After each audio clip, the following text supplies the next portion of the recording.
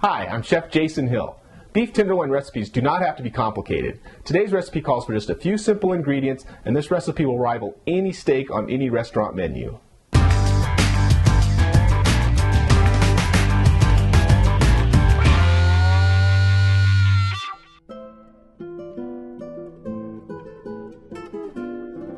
Let's go over a few tips about steak and beef tenderloin. The USDA's top 3 grades of beef are prime, choice, and select. Only about 2 to 3% of the beef sold in the U.S. is prime. Prime also has the most marbling. When choosing your steaks, pay close attention to the marbling in the steak. Marbling is little flakes of fat within the muscle. When steaks are cooked at a high temperature, the marbling melts, creating a tender, juicy steak. The more marbling a steak has, the better it will be.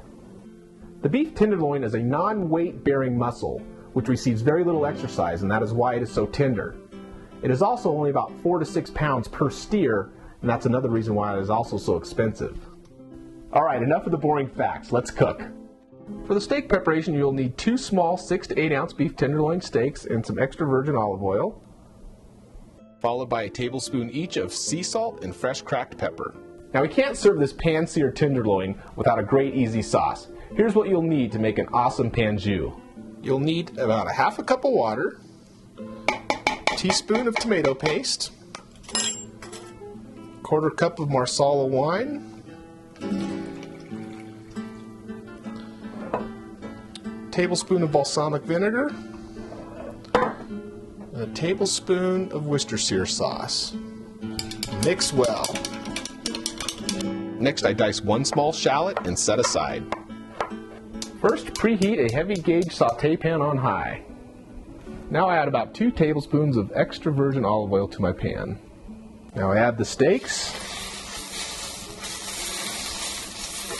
and lower your heat to medium. After about 3 minutes on one side, turn the steaks.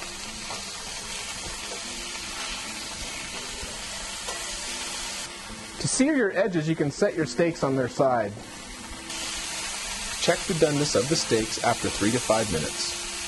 Remove the steaks from the pan and set aside, and remember that the steaks will continue to cook for just a little bit, a term known as carry-over cooking.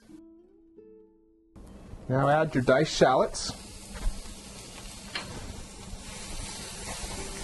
and scrape the fond off the bottom of your pan. Now add your sauce mix. Now turn your pan back to high and cook until this reduces till about half. Finish the sauce stirring in a tablespoon of butter. This will help to thicken the sauce and give it a nice shine. I like to serve my steak rested on a nest of homemade pommes frites. And then garnish with your pan jus. This recipe is so good, when I made it for my next door neighbor, he said he could have practically cut this steak with his finger. Thanks for tuning in.